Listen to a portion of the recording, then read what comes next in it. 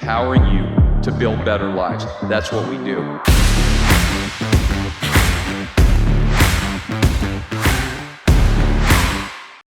So welcome to today's edition of the 2026 Empower Podcast. The podcast is all about empowering you to build your businesses, empowering you to just have a great year. We're excited to be here with Dr. Joe Chang, our Chief Science Officer and Chairman of our Scientific Advisory Board. Dr. Joe Chang, thanks for being here. Thanks, Ryan. It's great. Yeah, exciting. 2026. Unbelievable. The year of the horse, Joe. Absolutely. The year of the horse. We're going to gallop, right? That's right. Yeah. Year of the snake was all about shedding the skin that doesn't fit. Yep. Now it's all about the horse running and Joe. So everyone knows you on this call, but I'm gonna talk a little bit more about this because every time you and I sit down to talk, I'm always impressed with the accolades and the accomplishments and the degrees.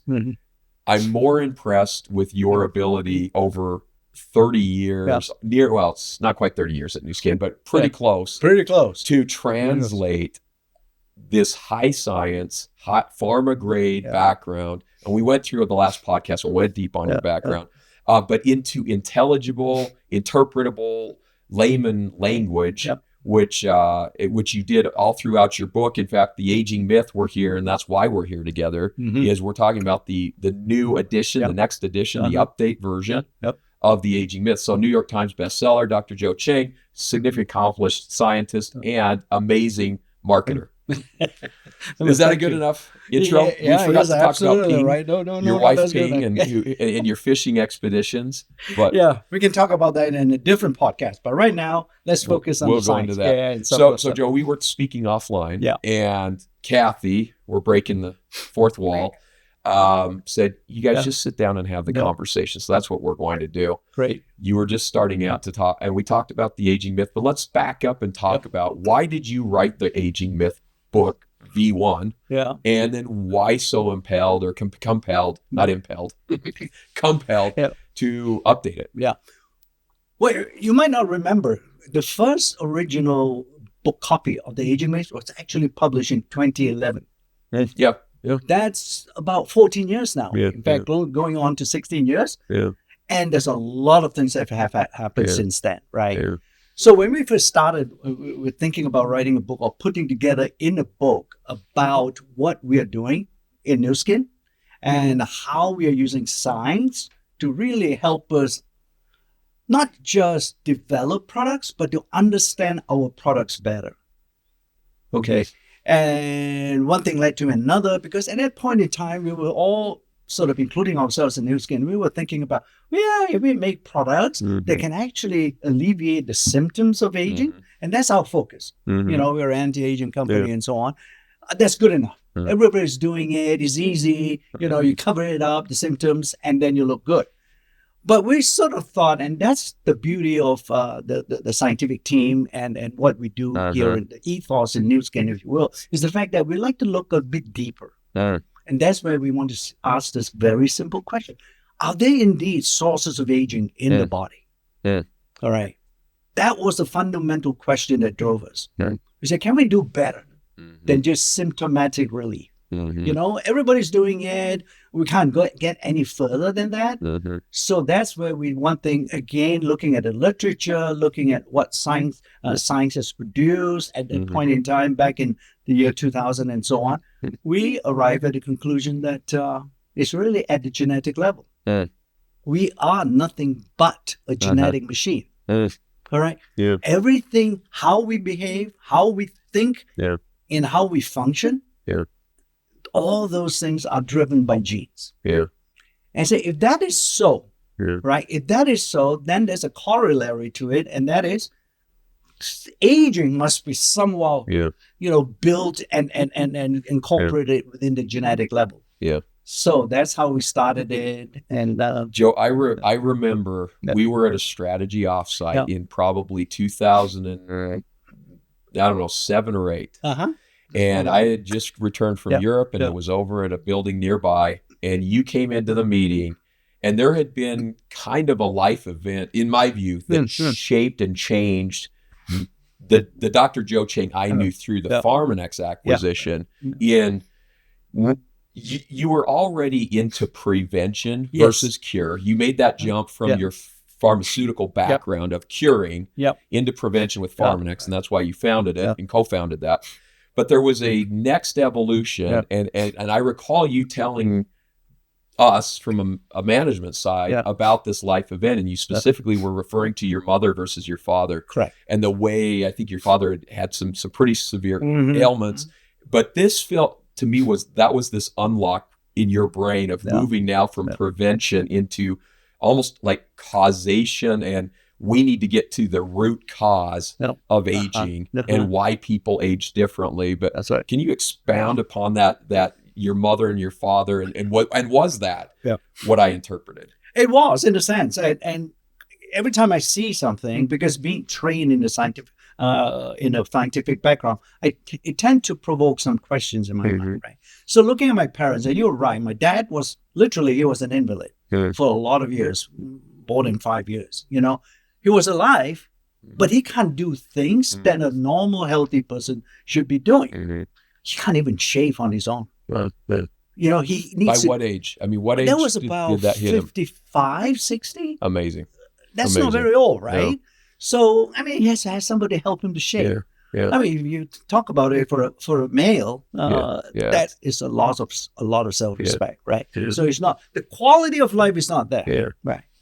And then on the other side of the coin, I look at my mom, and it's always, I chuckle. It's because my mom has never, ever had a day that she cannot actually scold me, if you will.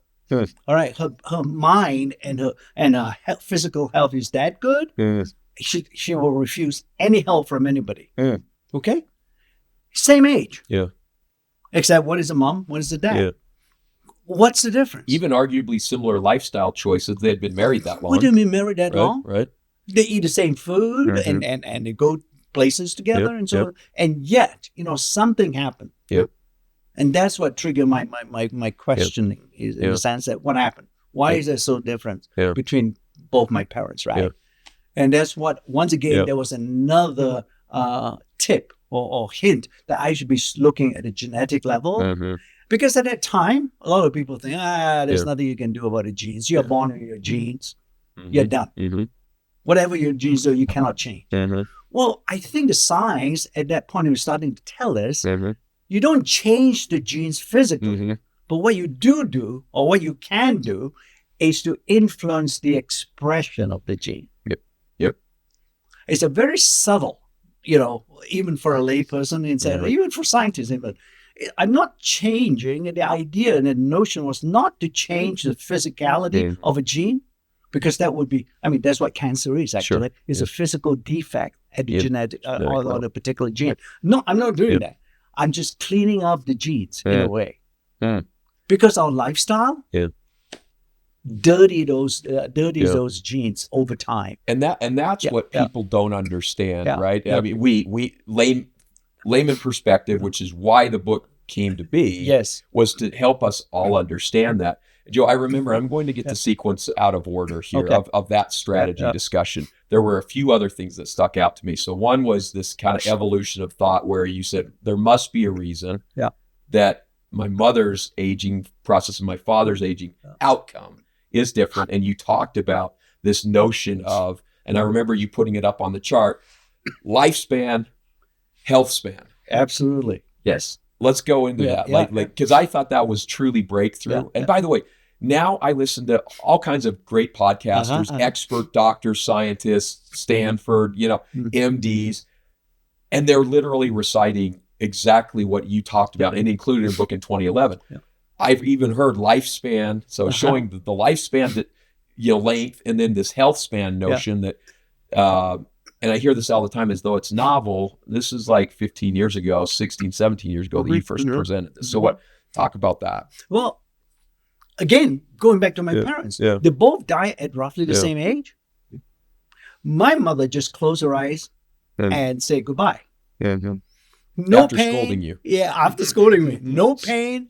No sitting in a wheelchair, bedridden, nothing. She just closed her eyes and said, it's time for me to leave. My dad had 5-6 years of being bedridden and having people to help him. Okay, so that's lifespan, right? That is lifespan. Would you really, when you start thinking about it, right, conceptually, the sense of, even if I help you, or our science help you live longer, but if you don't live it in the healthiest level ever, what's the point? Yeah. And that's why driving me more and more, and looking at the science, it's way more realistic and feasible to help you live as long as you can.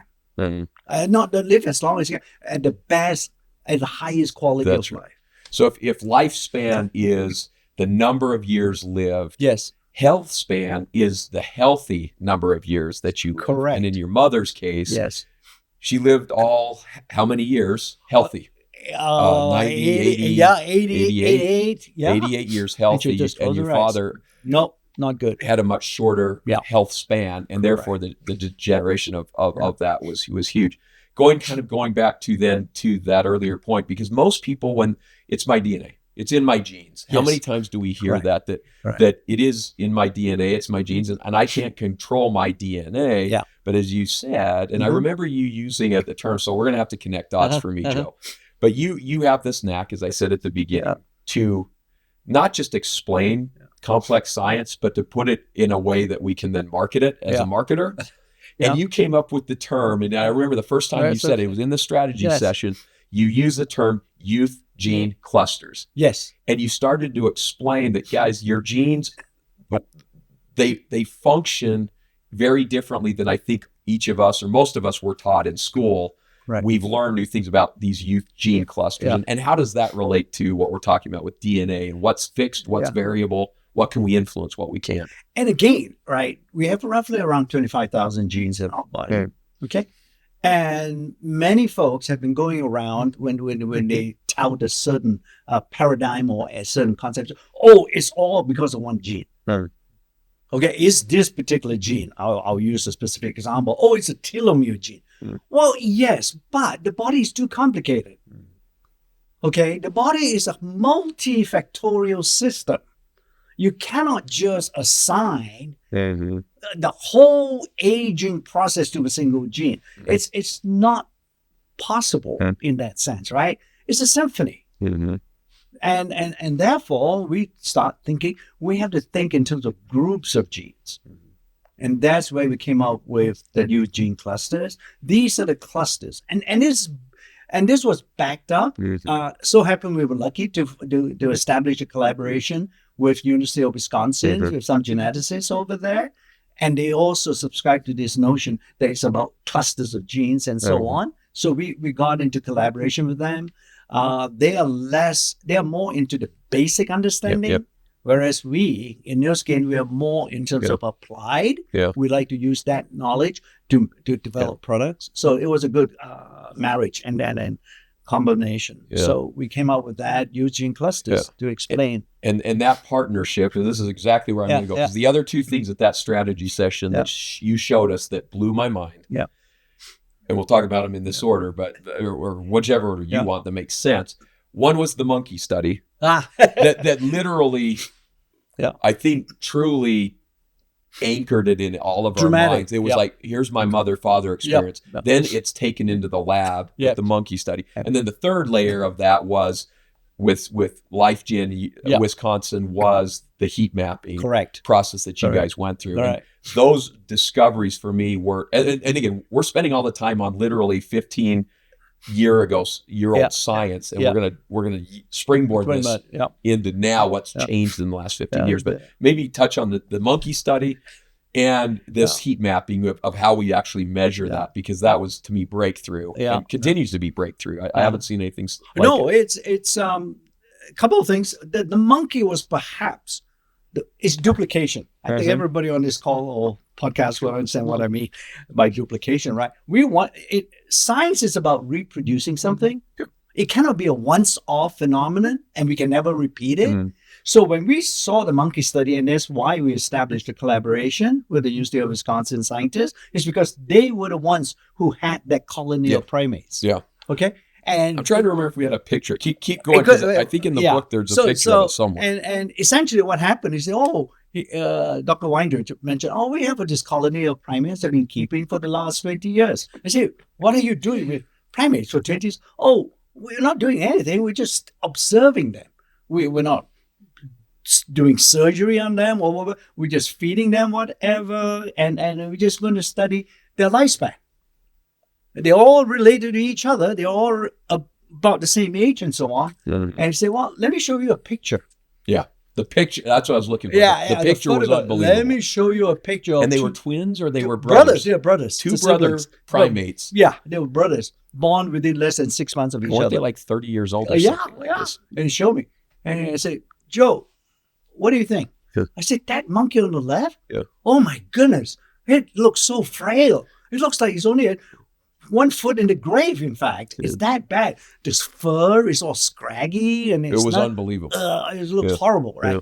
So, and then I said, the right one, oh my goodness, that looks like a really vibrant primate. And I think he's so strong.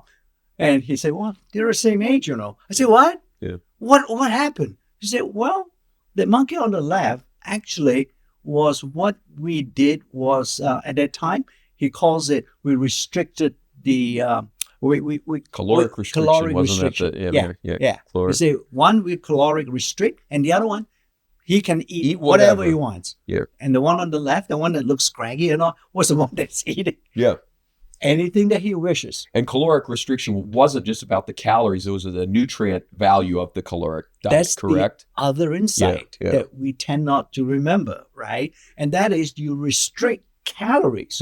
You do not restrict micronutrients, the vitamins, the minerals of the world. That you have to keep, and that's what Weindrich did. And that monkey was it really was amazing. But then, as you always take this complex science and these results, and then you put it in real terms, and it's my grandmother used to always say, "You are what you eat." Yes. Anytime I grabbed a candy bar, she's like, "Ryan, if you keep eating those candy bars, what's going to happen? You're going to get fat, right?" Mm-hmm. But not only that, it's probably even more than that. The sugar impact, the impact of sugar on overall enzyme production at the cellular level or at the genetic level. We can, in fact, influence how would you define that? You can't influence your gene. Like, you are born with your genes, but you can influence the production of the expression. The expression, gene expression. There's only one thing people, Thank you. And technically, there's only one thing genes do. Yeah. There's only one thing. It doesn't do anything. And that is to produce a protein. Yeah. And that protein can function in many, many different ways, depending on the gene. An enzyme is a protein. Yeah. Structural collagen is a protein product. It's a genetic product, and so on, So it controls all kinds of things. So that's the function. That's the outcome of genetic expression. Yeah. So, and if that is so, and what we find, and typically this is what happened at the different level. At the functional level, we started to see some of these proteins, the level go down. So let's talk about how you see that. And again, we're talking about the heat mapping. So because we're going to build into now devices into the future, but back in 2010, you and Wisconsin together had developed this heat mapping, right? The genetic heat, so we can see that, right? So that's these heat maps. Gene cluster, right? So talk about, Joe, this heat mapping thing, right? So and why is this so the color is revolutionary? Heat map. Even in marketing, I believe it's not just restricted to science. A lot of people use heat maps to explain certain things, right? But it's just a different color that we use to denote the expression level of a particular gene. There are hundreds of genes in there. Yeah, literally. It's not thousands, literally. Each little rectangle in there represents a single gene. And I stopped counting after the 10. So anyway, so the red shows a gene that's highly active, and the green shows a gene that is not that active, and different shades of that in between, right? So when we can measure it now, that's where the technology came in. You see, is that now we can measure it on a biochip. And all these are produced by looking at biochips. It's like a computer chip, literally. It's like a computer, except they put DNA on it to assess that particular, because gene is a snippet of a DNA. So we just put that on, and any gene that will come, it will bind to that. So simply put. what fascinates me, and obviously being in the beauty and wellness industry, the vast majority of beauty companies or wellness companies tend to find science that's already been articulated or defined, and then they effectively build products based on that proven science. Having been here for 30 years now and watching you work for the last 27, 28 years, where you've invented science, or at least you've discovered new breakthroughs through novel approaches, heat mapping or otherwise, to then find the youth gene cluster and then build solutions. I don't think people fully understand that's highly unusual to discover and then all the way go to market, isn't it? I mean, that's more pharmaceutical than it is typical beauty or wellness. Yeah, and again, it's driven by the fact that the current science at that point in time doesn't allow me to do a better, develop better products. It's like, if you keep on repeating what you do, you're always going to get the same result. Right? So that drives us, the team, to go in and look for new science or new insights. And that's insight we came out is the genetic level, it's the gene expression. It's fascinating. Okay, so before we flip the chapters to now, again, so what's happened in the last 14 years that you're so excited about? Have we left anything out of the journey up until from 1996 or so until 2011 in the book? I mean, these, to me, those are my highlights, but is there anything else? Not really. On the science side, I think we covered all the bases. We only discovered through the science side that genes can be, the expression of the genes can be impacted by our lifestyle habits. You could ask, so what, right? I think, well, the so what is that age log that we put it all under that particular umbrella. It developed and it generated over $10 billion worth of revenue. Yeah, it's unbelievable. On product sales. Literally. And we always have this weird, from a marketing side, we always talk about, is ageLOC, is it a brand? Is it a set of products? Is it a brand? Is it a science? Or is it literally like a revolutionary breakthrough that is just reshape the way products should be built at the end of the day, and I think that's pretty amazing. As you said, $10 billion in revenue later, right? It's all of the above. Who would have thought? Right? And surely you can also conclude the fact that there's no way you can generate that kind of revenue if those products didn't work. No, that's true. Is it not? Right? True. You can sort of pull wool over somebody's eyes one time. It's hard to pull twice or the third time. And so this scientific approach actually translated to this discernible and very products that actually work. So that's good. So that's good. It turns out that matters, right? It's not a marketing slogan that matters. It's a product that works. Okay, Joe. So that was 2011. Yes. So the last 14 years, whenever we talk, you are more excited today than you were in 2011 when you wrote the book, or in 1996 in Pharmanex. Although you're always pretty excited about what you're working on. What has happened since then with respect to the aging process, with respect to the aging myths that are out there that kind of hold us back? I mean, what are the big breakthroughs? And in other words, what's contained in the book since 2011? 14 years is a lifetime in science. So a lot of things happen.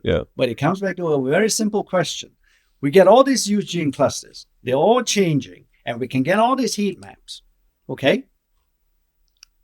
What does it actually mean in terms of functionality? It's sort of a translation issue. And we are all beginning to realize, we can talk about gene expression and all that. But at the end of the day, it could well be too abstract an idea. You can't relate to it that much. But more importantly, even for the scientists, we have to figure out, when you have a change in gene expression, what is the function or functionality that follows that change? I'll give you an analogy, right? Back 150 years ago, we all went, well, our ancestors anyway, we go to Egypt and we go and look at the pyramids, and we saw all these funny cartoons written on the wall, and we call them hieroglyphics. And we thought, it doesn't mean anything. It just so happened some Egyptian artist at that point in time, 5,000 years ago, decided to decorate the pyramids and start drawing these figures. We never knew it was a language. We never knew that. Then in 1850 or thereabouts, 1830, 1850, Napoleon conquered Egypt. And that little guy had a scholar with him, archaeologists, to go and bring back all the artifacts. And they found a slab of stone. This slab of stone is not the whole stone, just a slab. Had 3 languages on it, or 3 things written on it. The top bit they recognized immediately to be the hieroglyphics. Okay? And then the middle bit was ancient Greek.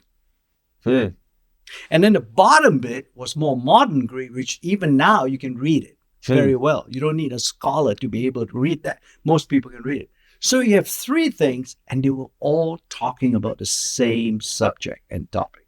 Wow. That was the impetus, and that was the dictionary, whatever you like to call it, that translated the hieroglyphics and say it means something. Now we're beginning to understand and know what the pharaohs were doing back 5,000 years ago. Was that the Rosetta Stone? That is called the Rosetta Stone. Okay, it's not a language app. It's not a language app. That's why they use it for a language. I guess it was the early version of the language app. They just have to be a giant stone. Yeah, a giant stone. But they use it. That's fascinating. It's in a British museum, right? That's the translation. So when I think about that, I say, maybe after 14 years, I think I've got it that we can translate that age log, the gene expression, language. And it will reveal even more insights into how we age. All right?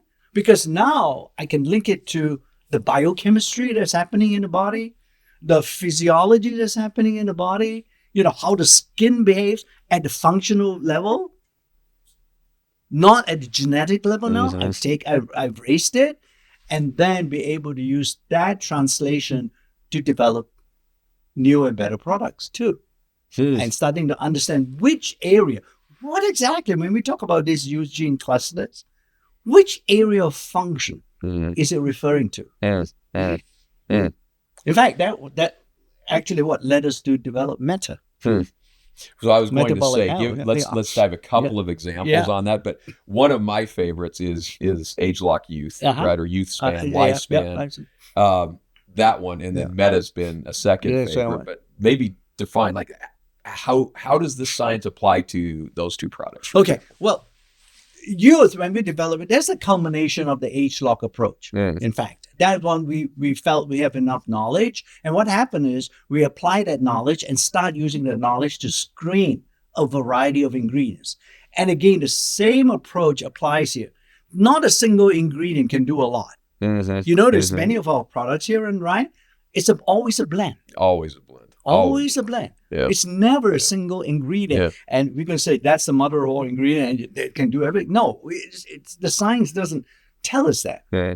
So, and after 3 or 4 years of working with UC of Wisconsin, we had enough knowledge to select about 20 ingredients, I believe. That we can actually say if we put these 20 ingredients in the right way, we have youth. So is that a product that's built to activate a certain set of youth gene clusters, or is that too narrow? Throughout the body. Yeah. So that not focused on a particular organ. Across the body. Yes. And I remember, Joe, I've taken that product religiously. You came to Japan shortly after we launched it. You did that tour with us. And I asked you one night, I said, Joe, if you could only take one product the rest of your life, which one would you say? And you said youth, because it's optimized for it. Now we have some all amazing products, but I've been taking it every day since then. Off of your recommendation, and I have to tell you, I think it works really well. And we're going to talk about how to measure what works in a little bit. That's right. Because you have a chapter on that. But so that's amazing.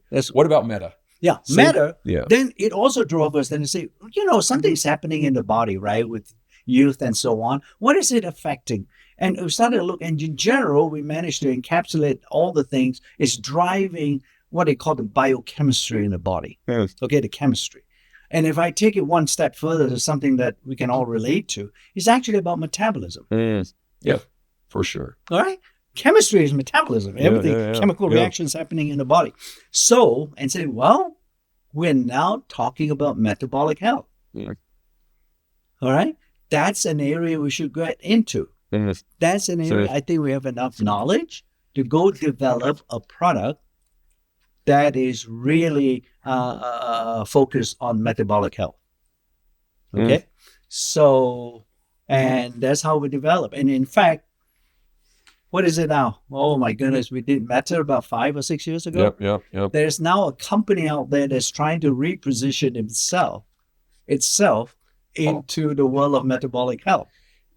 Yeah, it really is amazing how many of these discoveries have actually turned into multi-billion-dollar businesses. I mean, to your point, for us, tens of billions. Or at least 10 billion for other companies that are trying to literally take one simple breakthrough, or not simple, but one breakthrough and turn it into billion-dollar industries. And Meta is that Joe? I was just looking because chapter 9. So you added 3 chapters to this book. Yeah. And chapter 9 is specifically, we skipped 8, but it's unlocking we'll come back food's to power. 8, But your M factors. So that's where you dive into metabolic, microbiome, and what was the other one? Mental well-being. That's right. Coming to that. That's right. So from the aging process, so everyone understands, if we dove a little deeper on metabolism, or even microbiome, right, the gut. Yeah. I don't think the logic. I don't think the layman myself would ever ascribe microbiome or metabolic health to longevity or health span. Okay. Instead, I always think calorie burn, metabolism's all around burning the calories, getting energy, and losing weight. Yes. How does it relate to health span? Okay. So let's go back to the monkey study. What was the intervention, if you will, in that particular study? It was all about nutrition. Right? Yes, albeit they focus on calorie reduction, if you will, but it's still something to do with it's related to nutrition. Right? That was the first insight that we had. Okay, so and then when they say it's rather vague, nutrition. What on earth does that mean, right? But it was enough to let us know. And then they're looking at other studies that came along and so on. We started to say, well, when you eat, what happened? I mean, it's an energy equation. Yeah. The energy is in the food. You have to convert that into energy for the body. How does it do it? It goes into the stomach. It gets absorbed. It gets metabolized. Right? So that's really one thing led to another. That's the connection of the dots, if you will. And therefore, it's something related to metabolism. And metabolism governs a lot about metabolic health. Joe, this is fascinating. So for me, you're connecting dots for me because when you first described the monkey study 15 years ago, and you said they had a calorically restricted diet, I didn't understand the translation of to longevity or to healthy longevity. Maybe it wasn't they were living longer, but the health span again was better. But you're saying, listen, all aging is a metabolic process. And therefore, when we talk about the impact of the metabolism are you referring? Maybe that's the clarification is when you talk about metabolism. We're not referring to it solely as a caloric restriction. Oh no. Okay. All the different types of biochemistry that is occurring with carbohydrates, with proteins, with lipids, and so on. Carbohydrates, it's very much of the caloric restriction notion, but there are other things that the metabolic health involves as well. So Okay. The whole thing. And maybe before we shift off of, for me, metabolism and food always goes hand in hand. Again, as a layman, Chapter 8 was all about the food intake into that. So I want to make sure we touch on that as well and the importance of food. Maybe that relates to the microbiome and will naturally take us there. Okay. But how do you connect those dots? How do you take Chapter 8 to Chapter 9? Fine. And let's so talk I just follow what you put in your mouth. Okay. Okay, you take food. Just take food. More than we think. Yes, right? more than you more think than is happening. anyone Yeah, understands what we put in our mouth. We think it's straightforward, but no, we take the food, goes in the stomach, right? There's some acid, but really all the digestion happens in your lower intestine, and that's where the absorption happens. How does it get absorbed? How does it get degraded? The food is not going to go in. Let's say a potato chip, I'll use the word. It's not going to go straight through into the bloodstream. It's got to be digested, right? And get converted to carbohydrates, something smaller that can go through the intestinal wall. Who's doing that? Yeah, who's doing that? Why are there so many bugs living in our gut? Why are they there? They're foreign. We have more bugs in our gut than our own cells. Do you know that's that? disgusting. That's disgusting. Why did we evolve to a state where we let a foreign agent living in our body? Over the years. In fact, there's as is not saying, in fact, one of those things actually got itself incorporated into our cell, and it became the mitochondria. That's another story. Yes. I mean, we're talking evolution. That's way back. Hundreds of thousands of years. Yeah, they decided to stay there. So the mitochondria is a form of our microbiome, was a different type of bacteria. Different type of bacteria. Somehow it went to sneak itself into the cell, and they say, well, if you're going to live here, I'm actually going to make use of you. So I'm going to make you as an energy battery. So live with me forever, and now we call it the mitochondria. So anyway, so the bugs are there. They serve a very useful purpose. And then when you look at some of the clinical evidence, why do you think that when people get when they take antibiotics chronically for a month, they get diarrhea? Invariably. Kills. Every time. It's killing everything. It kills everything. It's not specific. Right. So therefore, once you get rid of your diarrhea, once you get rid of your bacteria, you get diarrhea. There's something not good. So your bacteria, flora, is a very important part of you. And it's helping everything not only to break down and digest, but then you kill that off. Nothing's digesting. Nothing digested. That's the problem. Yeah, that's the most evident benefit of a bacteria. But the last 14 years, we have learned they do more than that. They do way more than that. So before we get to what do they that's do, the Joe, microbiome. but getting into that, I remember you and I were traveling in China, and you said, hey, one day we were down in the breakfast at morning, and you said, hey, Ron, do you know how to get the good bugs? So this was before microbiome was a big conversational topic for ordinary people, non-scientists, right? And I said, no, how? Because I was concerned, sensitive stomach, whatever. And you're like, eat the local yogurt. The first thing you should do, Ryan, wherever you go, is eat the local yogurt. So again, something I do now in every place I go is I always try to find local yogurt. Why? When you talk about replenishment, is that replenishing my microbiome, or is that what's that doing? Adapting your microbiome to the local environment. Say more of that. What does that mean? That means adapting that every place around the world, they either don't eat the same diet as you do here in Utah, or the environment, the foods that they have and so on are very different. So they have developed a microbiome. A microbiome, by definition, if you will, is a population of bacteria. That lines your gut and so on. That population varies. There are hundreds of bacteria that can come and populate your GI tract. So if you go to a place like Mexico and so on, they have a slightly different microbiome. So when you go there, and that microbiome has adapted to accommodate the foods that they eat. So if you don't accommodate or you don't adapt your microbiome to it, that food could create some problems for you. So to clarify that, is when I'm eating that yogurt or whatever the local food is, they're bugs. Yes. Okay, so that's I'm putting new bugs into me. The local bugs that will help me now adapt my diet. Correct. So it truly is an ecosystem. That's right. Okay. That's okay. right. Yeah. And what that's really doing is that it's adapting my body's ability to ingest nutrient according to the local diet. Yes, and digest it, absorb it, overwhelm any negative impact of the, because you're not used to that diet. We don't eat that diet. We don't live that. So, and again, I guess it's so chapter 8, we talk about, these are the 3 new ones, right? So unlocking the food's power. Yeah.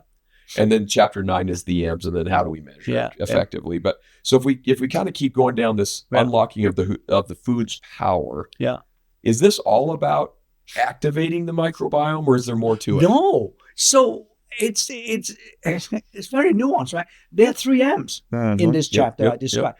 We haven't talked about the 3rd one. Yeah, that is mine. I want to get into that. All right. Yeah. So there is a connection there. The mind-body axis, or the mind-gut axis.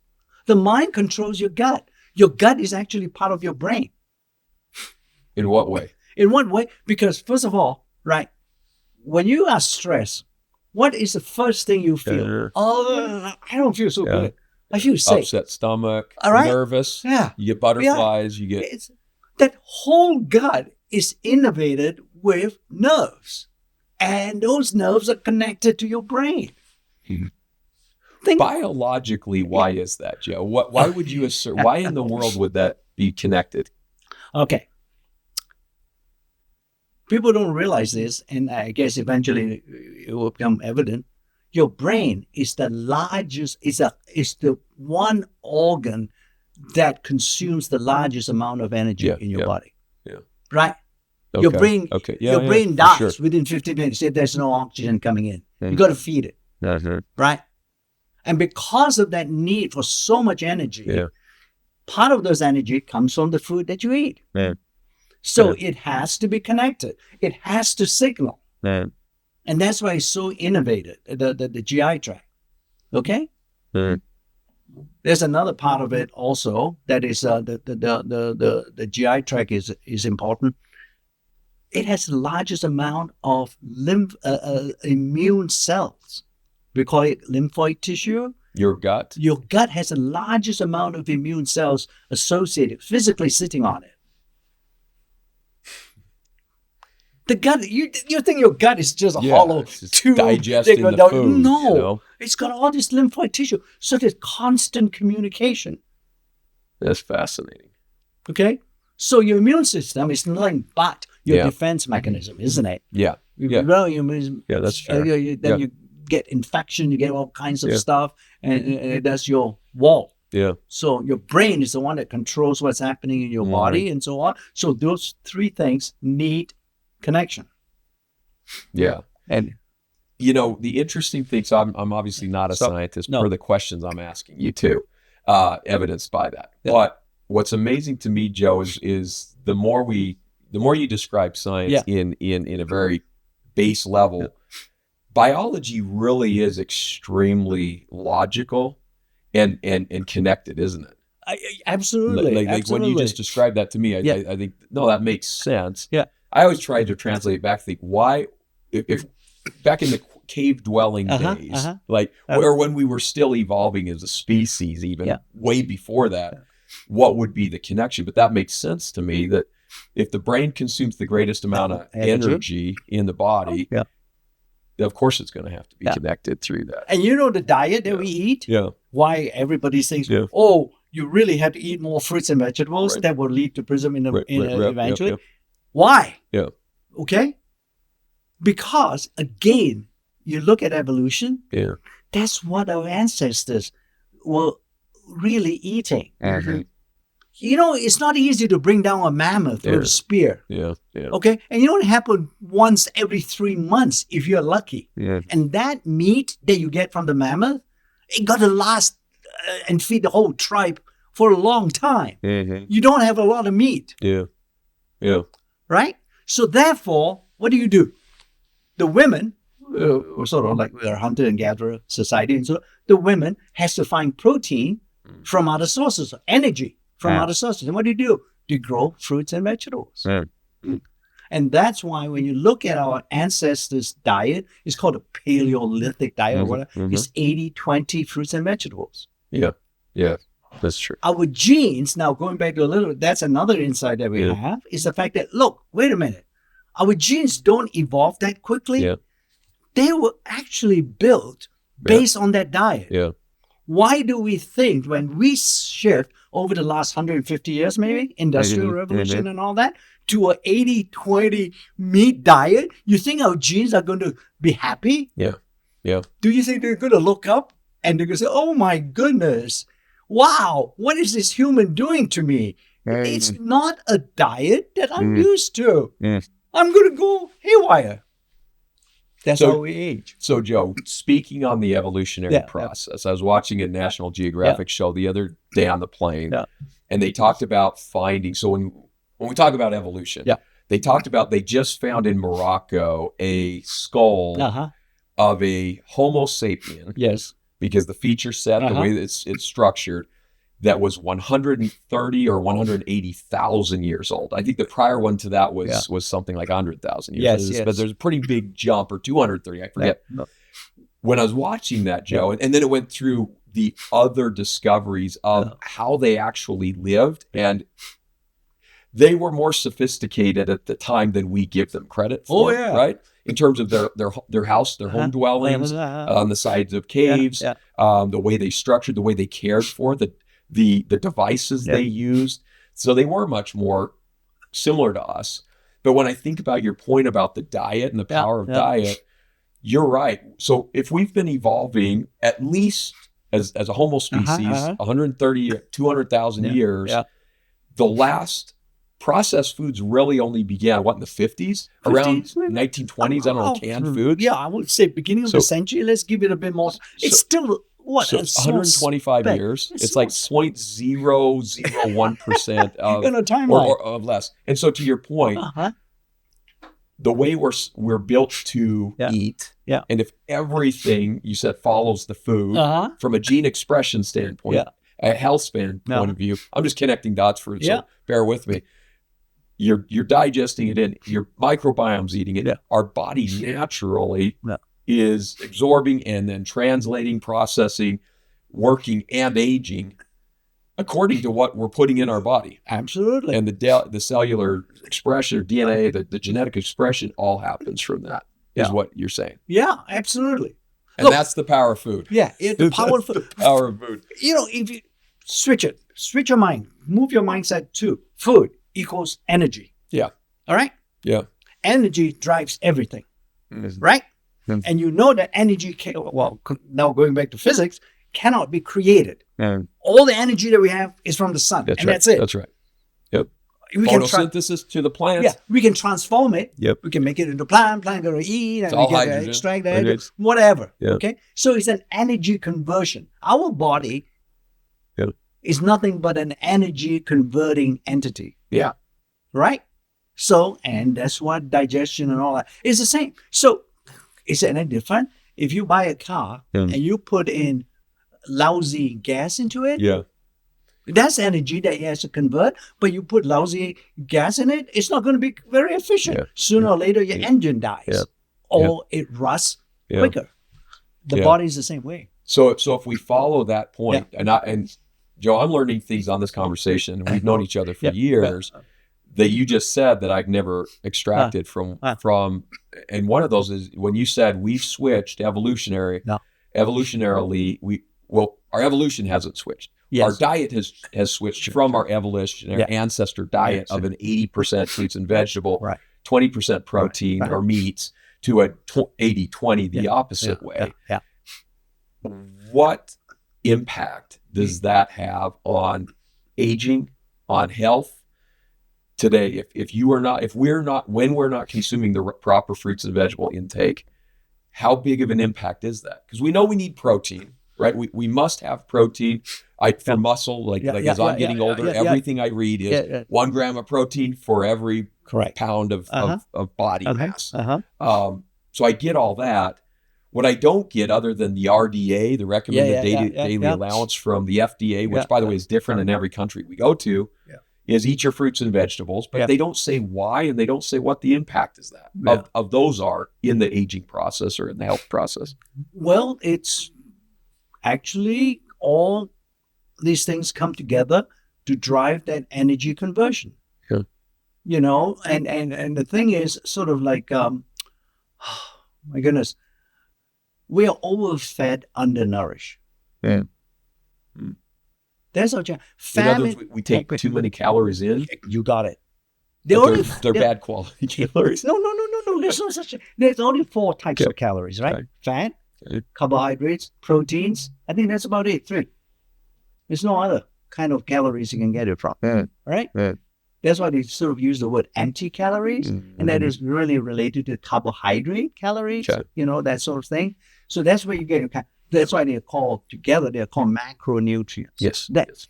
We get more than enough of that in general. I mean, there's still certain places in the world and so on. There might be some famine, but for intents and purposes, it's not there anymore. We are overfed, right? So, but on the other hand, because of the processed foods you talk about, we are consuming those calories in a very bad way, frankly.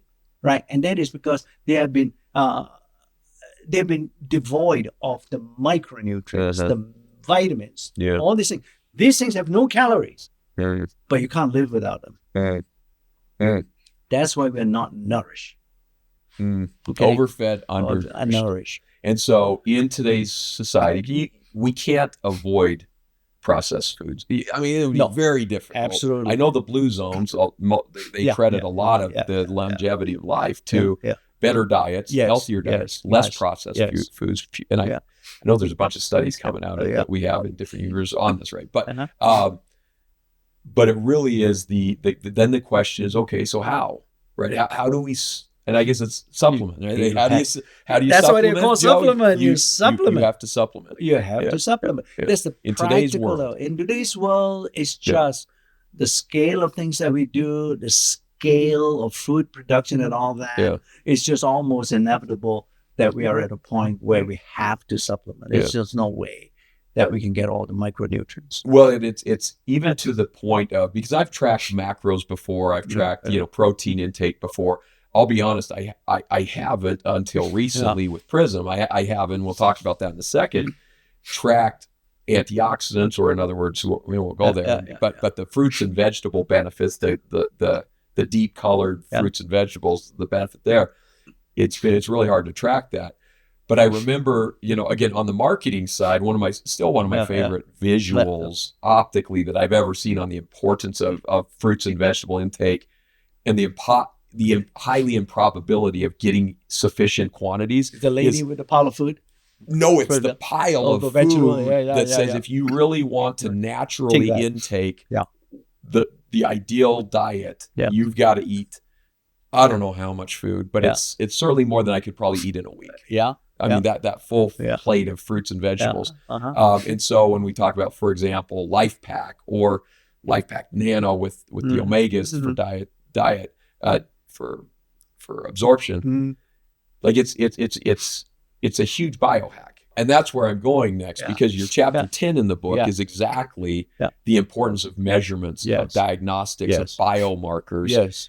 Because to your point, in today's society, it is all about measuring everything. It's like every time I turn around, I mean, I'm buying a new one. I'm buying a watch. I'm buying a ring. I'm buying a band to track HRV and VO2 max and BMI and everything we're tracking today. But there isn't anything to the broad-based public other than if I go to the doc and get blood work done every Why do you think the doctor takes blood from you? What do you think he's actually doing? I know he's extracting blood from me and money. Right? But stop and think. He's biohacking. How is he going to diagnose you without data? From that's the blood? True. That's true. But it's kind of a cheat, Joe, because I agree with you, but I just went in last week. But Joe, before that, they tell me to fast. So they're telling me don't eat anything because they want a better baseline. Baseline. But the issue I have is, but what's the cumulative collective of that? Because if I'm eating sugar every day, how does that translate through? Or, you know what I mean? Like, I feel like blood work, yes, it's a biohack. Yeah. How do I know if it's absorbing? How do I know what? Yeah. It's a bit more nuanced, though. It depends on the marker that you're measuring. Okay. It actually relates to PRISM. Okay. And in fact, all the way back to our biophotonic scanner as well, is that you want to get a stable one. You do not want to have a marker that changes even with just a movement or spike. Yeah. And we know if we eat sugar, I'm going to be hyper within 5 minutes. Yeah. That's why, the doctors are now don't. Kathy ate a candy bar earlier and she's just hyper. Yeah. And we don't look at her glucose anymore. What we want to look at is her HA1C, which is a stable marker of glucose metabolism. Okay. So by doing blood work, you really are looking for the base. So that's unfair for me to say, hey, fasting is a cheat. No, they're trying to get that stable base. My issue is I hate getting poked with needles. I know. It was extremely expensive to get done. And by the way, that's the base test. If I go do the advanced test. Oh yeah. But what it still doesn't tell me, Joe, is so the blood's one thing, the body, the organs are another thing, right? The skin. I mean, like how do I know if my blood's translating through, if what I'm eating is absorbing through to my blood and all of that? Yeah. What they're not looking at is a step above it. Okay. And that's nutrition. All these things are happening at a lower level of the order. All these things could be changing because your nutritional status is not that good. That's the umbrella. And that's why I got excited. I mean, previously I got excited because I think prevention is way better than treatment. So all the things that the doctor is measuring from your blood is all about treating you. Okay? We are more about prevention in that sense. Yeah. So so now I'm going to go into the business side of this, Joe, because we've been collectively together here trying to solve the nutrition supplement equation for years, and going all the way back to the introduction or the acquisition of Pharmanex when you came on board and you brought a science or a pharma grade approach to nutritional supplementation. But there was always this frustration that how do you know your supplements are working? Because to your point, now we can do blood again, and you can ultimately kind of figure it out to a way, but it's a lot of work. And most people we don't have the time, attention, access to go do it that way. And so back in, I'm thinking 04, 05, you together with a bunch of scientists from University of Utah and all kinds of research came out with that biophotonic scanner technology. And I was so excited at that time from the business side, because I thought, wow, there's this enormous supplements market. Nobody knows whether these things actually are getting absorbed from the stomach, through the microbiome into the blood, from the bloods to the organ and actually affecting. And yet this biophotonic scanner came out to measure antioxidants or carotenoid levels. The expression, maybe you can explain that a little better. And it was this amazing technology, and we were the only ones non-invasively to be able to do that. And then for the last 20 years, having done that, our struggle though was still access to the technology. And we all know technology has to be ubiquitous to have true impact at scale, right? I mean, you can't have 5,000 iPhones and expect to change the world, as Apple says. You have to be able to have an iPhone in every single pocket.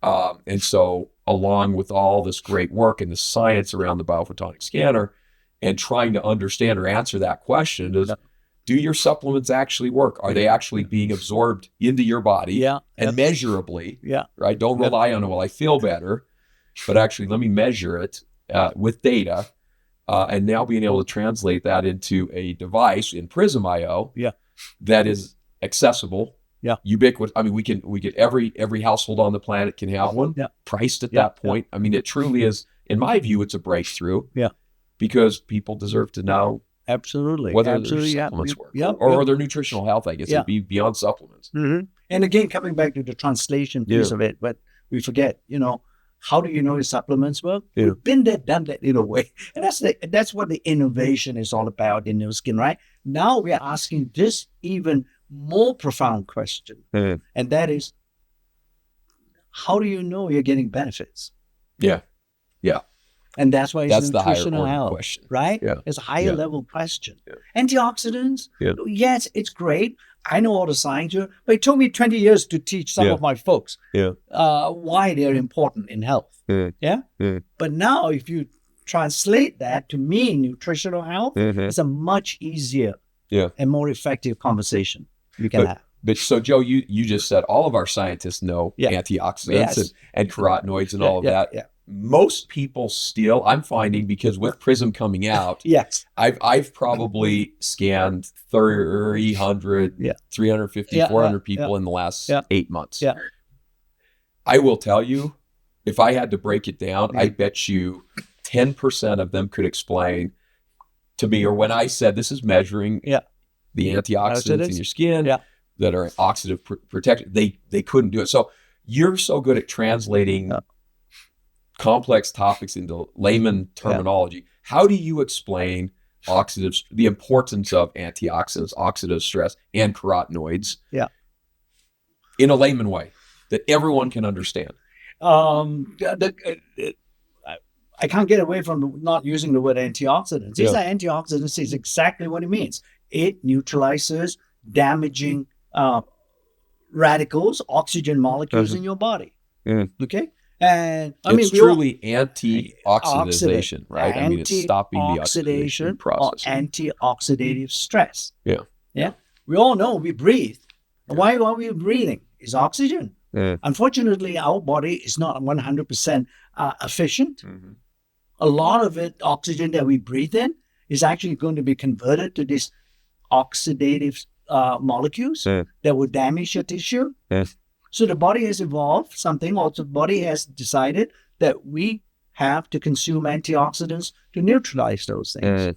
Carotenoids is, frankly, maybe I have to be a bit honest. I mean, when we started on this, I said, carotenoids, so what? When I saw this technology, they can measure it. It's only one of many. Well, we lucked out.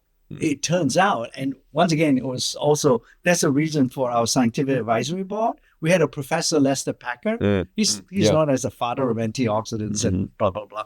Anyway, he said, Joe, you don't realize this. The carotenoid sits right in the middle of the network. There are lots of antioxidants around. Carotenoids are not the only ones. Okay? Why did you pick this one? I said, well, the reason why you pick it is because it's like a thread in a fabric. And if you start pulling on it, the whole network unravels. Is it like a binding? It's a binding. It's a connector. It's a weak link. Okay. It's a missing link, if you will. Carotenoids is the missing link in the antioxidant fabric or network. That's interesting. I've never heard that described that way. Right? So you say you lucked out. In a way, I say, I don't know what lucked out. But we did. But we're now able to measure carotenoids, and it will be great because then it becomes a biomarker. Okay, of the whole antioxidant network. So this takes me back to that. So I was in New York a couple of years ago, and I was talking to a group of investors. And we were talking about our IoT devices, and we were talking about just kind of early stage, where could intelligent beauty and wellness go? And at the time, I made the comment that, being able to measure, because we were just starting to work on the Prism, but we have the biophotonic 20 years of history. And one of the investors in there, he said, Ryan, the gold standard in any industry is to be able to invent an index, some way to proprietarily measure. Like, imagine if you were the one who came up with temperature, or, our FICO scores, or, there's many indexes, the S&P 500, the Russell 2000. He said, could you guys ultimately create an index that would measure with all this data, 20 years of data, whatever, 50 countries, what is it, 10 million, 16 million people scanned? Could you create an index that would actually measure nutritional health? And at the time, again, a few years back, I was like, that would be awesome. Could we truly do that? And frankly, up until Prism, I actually didn't think it would be possible. I'm now feeling like this nutritional health score you can get from Prism is in effect a measurement of a biomarker in a way. Yes, it's an index of your it's an index for nutritional health. Absolutely. But no one's done this before. No. They hinted at it, but once again, it didn't have the data. They think it exists, but they could never know because they didn't have the data until NuScape came out with this S3. And we did more than just measuring the value, the antioxidant value from the S3. We actually collected other lifestyle factors, smoking, weight, your nutritional diet. We never disclosed that, if you will, in that sense, but we collected it. And then with the advent of artificial intelligence, we got this algorithm that can correlate all this. Yeah. That's what's blown my mind, Joe, is it was maybe only even 8-9 months ago when the database, we were going through them and cleaning all the data from 20 plus years of activity. And to your point, the survey data came out around that we've collected and amassed over all of the scanning. And we ended up finding groups. Well, scientists found we had groups of tens of thousands of scannees, people who had been scanned, who had filled out surveys around these lifestyle choices, as you're describing, what they eat, fruit, vegetable intake, and to your point, lifestyle, fitness, working out. I don't know if we asked for sleep. I don't know that we asked for sleep, but that's a new variable, right? And then amassing that and correlating it to scanner results across literally tens of thousands and hundreds of thousands of data. You only need, 460 to be statistically significant. But we're talking about 200,000 on supplementation and being able to curve or graph the impact of that on your nutritional health score. Nobody has that database. I mean, I'm truly blown away. And yes, it's part of what we do. Yeah.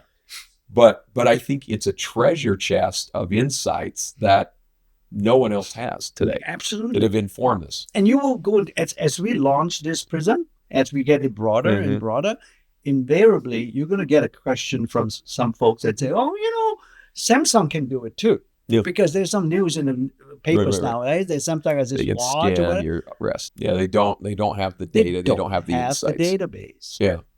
Okay, Joe. So we're going to get a little dangerous here, and we might end up having to cut this part. But I'm going to go a little further. Yeah. Because again, I've scanned a few hundred people now with Prism. Yes. And I always ask them. We ask them 6 questions, including how many fruits and vegetable intake do you take? And by the way, it's interesting. But how many fruits and vegetables intake? We ask smoke, non-smoke. Yeah. We ask supplements. Heavy or light. There's a couple of other lifestyle questions. After scanning people over and over again, Joe, I'm shocked how predictable, now that I've done it hundreds of times. So you can guess what the guy is. What their score is generally going to be. And then there are the weird things. And I don't know that I should tell one story, but he's my brother-in-law. Okay. And so I'll get his permission later. He tells me, Ryan, he's avid works out all the time. Okay. Healthy eater. Yeah. Fit, healthy. The only thing he lacks is poor sleep, right? He sleeps 3 hours a night. He has a bunch of business stuff going on. Everything else extremely healthy, and he's an engineer. And he sat down and he went to scan, and I said, and he scanned, and he came in at 180.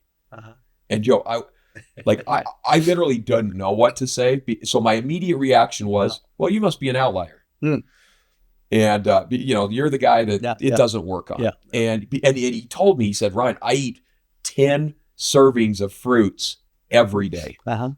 And I said, this makes no sense. You must be an outlier. There's no way that could happen. And as we're going back and forth, and his wife walks up. Now, his wife works at the university hospital.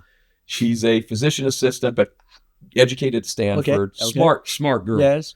And she walks up and she says, what was your scan score? He says, 180. And she said, did you tell him why?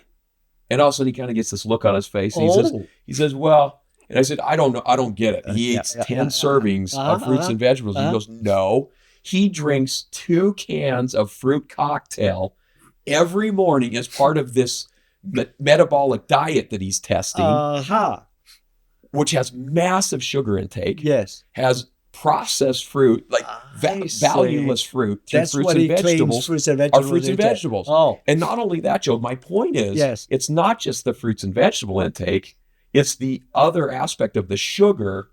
Okay, so Joe, on Prism, when we measure nutritional health, by putting your finger on 15 seconds, 700,000 scans, and we get a readout. Yes. And that readout is what we define or call your nutritional health score. We're not calling it your carotenoid score. We're not calling it because of those interdependencies in the system or the interrelationships in your system. Is it fair to say that what that score represents is it's almost a measurement of both inputs and outputs in a way? Meaning, yes, you get carotenoid intake, right? Or in other words, antioxidant intake from our fruits and vegetables and our supplementation, which is the biohack side of it for me. But also, yes, by lifestyle choices, we can decrease the oxidative stress, right? So proper sleep, good fitness where it's BMI, moderated BMI, all of those other lifestyle choices, the pollution, even environmental, where we live, what air we're breathing, quality of air. I just came back from a couple of areas internationally that are deep red, so is it fair to say that score represents both the input of the antioxidant intake, the fruits and vegetables and the supplementation, but also it's measuring, I guess, the oxidative stress in input output? Yes. Is that fair? Yeah. And the way I look at it, maybe what we're measuring is the output of your ecosystem that you're living in. Yeah. I guess that's what I'm getting to, right? All these different factors. I mean, air, vegetables, exercise, sleep, whatever. That's your ecosystem that you live in, right? I think that's fascinating. And by the way, again, I scanned. So I had over the holidays, I had a family party extended. So I have 8 siblings, 7 siblings. There's 8 of us. Okay. I scanned each of our families. Joe, it's really interesting. Scanning the families, their scores, with the exception of a couple of cases, they had outlier circumstances like canned fruits in mass quantities of mass sugar. Were so similar by family. In other words, by environment or ecosystem. So diets are similar, where they live, proximity, even some lifestyle, like generally more active families versus less active families. Their scoring generally was more consistent than the genetics between the mother and the father. Their environment was more impactful. Their scores were more similar by the families rather than meaning myself versus my sister's score was you are genetically very similar, or my brother's scores were very different, but their spousal and children's scores were all similar. It's to your point, it's a measurement of the ecosystem. And if I rewind all the way back to the region at the beginning of our conversation, right? It's gene expression. We're not changing your genes. You have the same genes as your sister, that's right, or your brother or whatever, right? But the expression of those genes has changed because of their ecosystem. Yeah, that's fascinating. Well, Joe, I know we've gone deep, and I don't know how long we've gone here. Blanca will have to tell. Should we Wow. Okay, this is the longest podcast. We're going to have to slice and dice this up. But I have one more question, Joe. So you waited 15 years to update the aging myth. By the way, the aging myth, I believe, Kathy, it's going to be officially released here in the coming weeks, if I'm not mistaken. 23rd. We have even selected the date. January 23rd. Where the ebook version will be available through Amazon. Version. I started thinking, who buys in hard copy anymore? There are a few of us that still buy hard copy. And we're still going to print some hard copies subsequently. So the ebook will be available January 23rd. From then on. You can get your ebook. So Joe, that's awesome. To today's edition of the 2026 Empower Podcast. What is going to happen? The podcast is all about empowering you to build your businesses, empowering you to just have a great year. We're excited to be here with Dr. Chang, our Chief Science Officer and Chairman of our Scientific Advisory Board, Dr. Joe Chang. Thanks for being here. Thanks, Ryan. Exciting. Great. Yeah, exciting. 2026. Unbelievable. The year of the horse, Joe. Absolutely. The year of the horse. We're going to gallop, right? That's right. Year of the snake was all about shedding the skin that doesn't fit. And now it's all about the horse running and Joe. So everyone knows you on this call, but I'm gonna talk a little bit more about this because every time you and I sit down to talk, I'm always impressed with the accolades and the accomplishments and the degrees. I'm more impressed with your ability over 30 years, not quite 30 years at New Skin, but pretty close to translate this high science, hot pharma grade background, and we went through the last podcast, we went deep on your background, but into intelligible, interpretable layman language, which you did all throughout your book. In fact, the aging myth, we're here, and that's why we're here together. Is we're talking about the new edition, the next edition, the update version of the aging myth. So, New York Times bestseller, Dr. Joe Chang, significant accomplished scientist and amazing marketer. Was that good enough? Intro. I forgot to talk about your wife being and your fishing expeditions. But we can talk about that in a different podcast. But right now, let's focus on that. Yeah. So Joe, we were speaking offline, and Kathy, we're breaking the fourth wall. That's 2x what it is today. Said, you guys just sit down and have the conversation. So that's what we're going to do. Great. You were just starting out to talk, and we talked about the aging myth. But let's back up and talk about why did you write the aging myth book, B1, and then why so Joe, impelled or honestly, compelled, life's not work impelled, so far, compelled to update it. Drafting the new book. You might not remember, the first original book copy of the aging myth was published in 2011. Third, on Amazon or wherever you about get your 14 years now. Go and get it. Going on to 16 years. And there's a lot of things that have happened since then, right? So when we first started, I was thinking about writing a book, which, by the way, together in the book about what we are doing in New Skin and how we're using science to really help us